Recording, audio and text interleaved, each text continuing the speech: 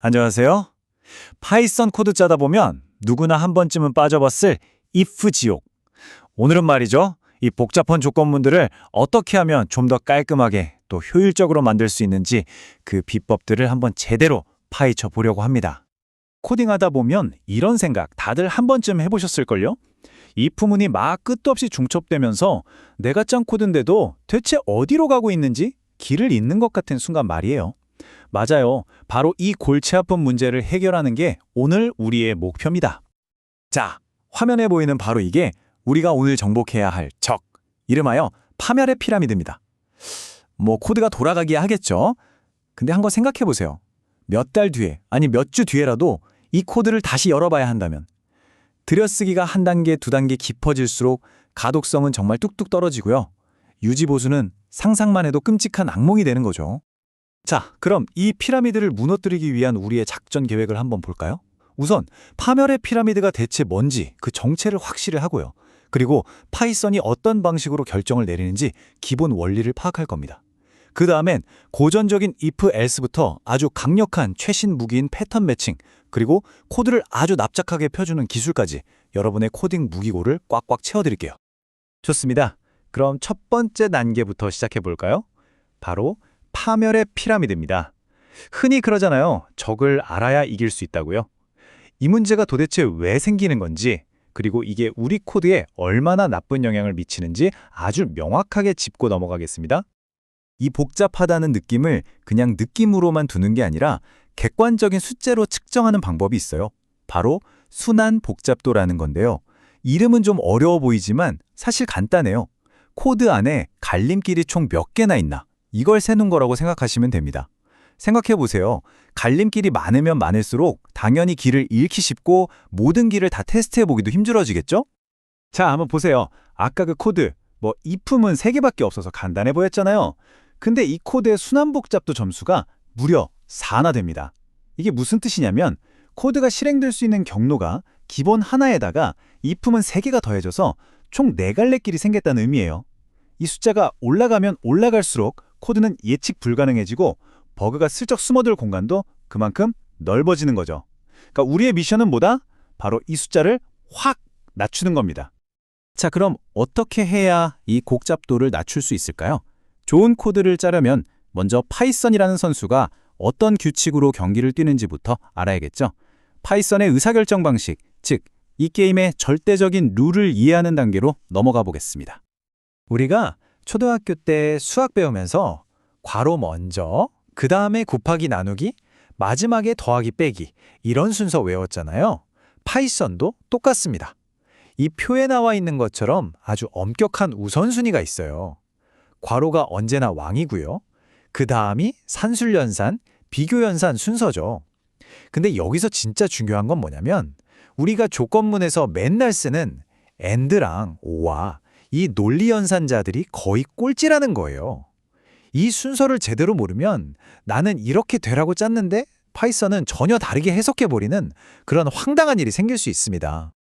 그리고 파이썬한테는요, 아주 똑똑하고 효율적인 습관이 하나 있어요. 바로 단락평가라는 건데요. 이건 뭐냐면 굳이 할 필요 없는 일은 안 하는 파이썬의 귀차니즘이자 스마트함이라고 할 수 있죠. 전체 결과가 이미 뻔히 보이는데 굳이 끝까지 다 계산해보지 않는 거예요. 이게 어떻게 작동하냐면 마치 클럽 앞에 서 있는 경호원 같다고 생각하시면 돼요. 자, 5월 연산자는요. 둘 중 하나만 통과하면 돼. 이런 규칙이잖아요. 그러니까 왼쪽 사람을 딱 봤는데 통과해요. 그럼 뒤에 사람은 볼 필요도 없이 그냥 오케이, 다 들어오세요 하고 문을 열어두는 거죠. 반면에 엔드 연산자는 모두 다 통과해야 해 라는 깐깐한 규칙이죠.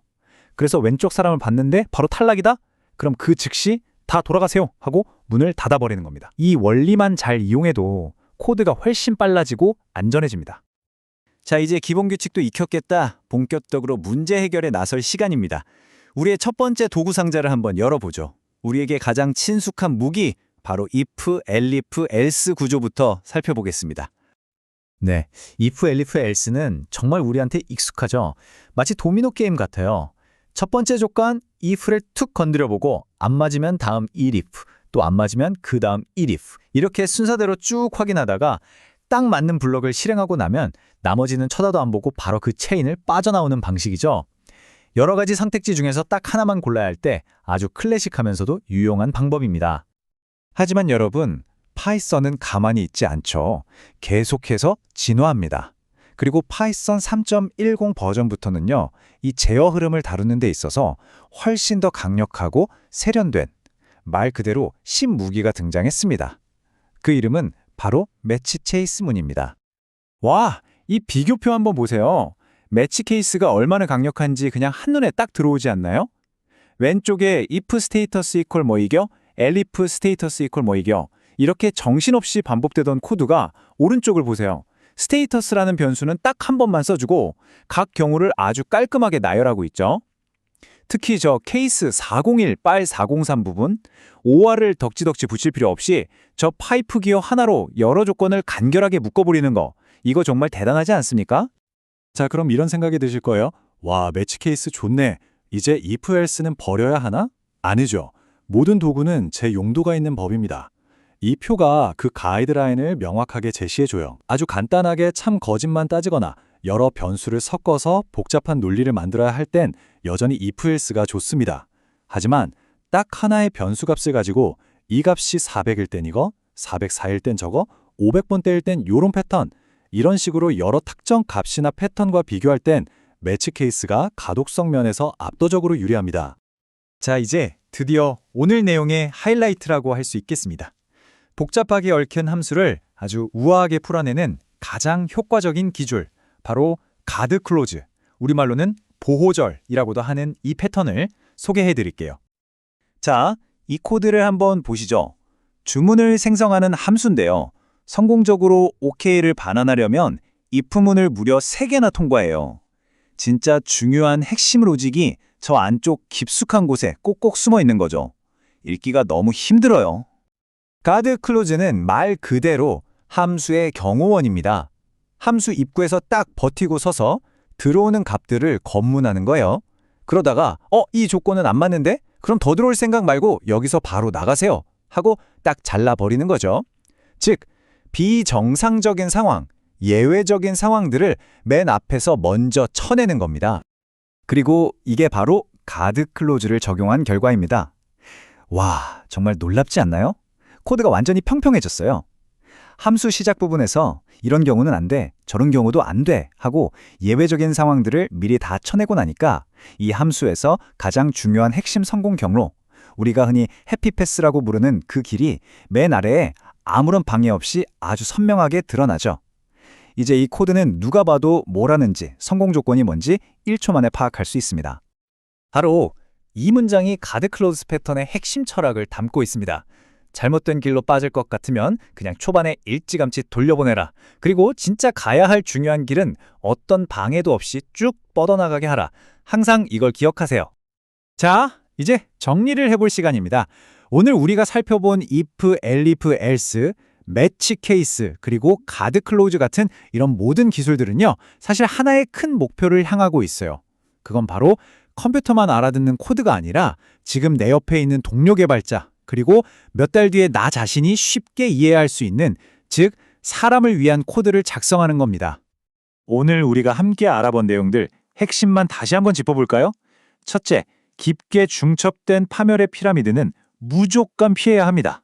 둘째, 하나의 변수를 여러 값과 비교할 땐 매치 케이스를 적극적으로 활용해 보세요. 셋째, 가드 클로즈를 사용해서 예외 상황은 함수 맨 앞에서 처리하고 코드를 평평하게 만드세요. 이 모든 것의 궁극적인 목표는 뭐다? 바로 해피패스, 즉 성공 경로를 누가 봐도 명확하고 쉽게 읽을 수 있도록 만드는 겁니다. 자, 이제 이 내용이 끝난 후에 여러분이 if문을 작성할 때 스스로에게 꼭 이 질문을 던져보셨으면 좋겠습니다. 나는 지금 누구나 쉽게 따라갈 수 있는 명확한 길을 만들고 있는가? 아니면 나도 모르게 또 다른 피라미드를 쌓아 올리고 있는가? 여러분의 모든 코드가 복잡한 미로가 아닌 잘 닦인 길이 되기를 바랍니다.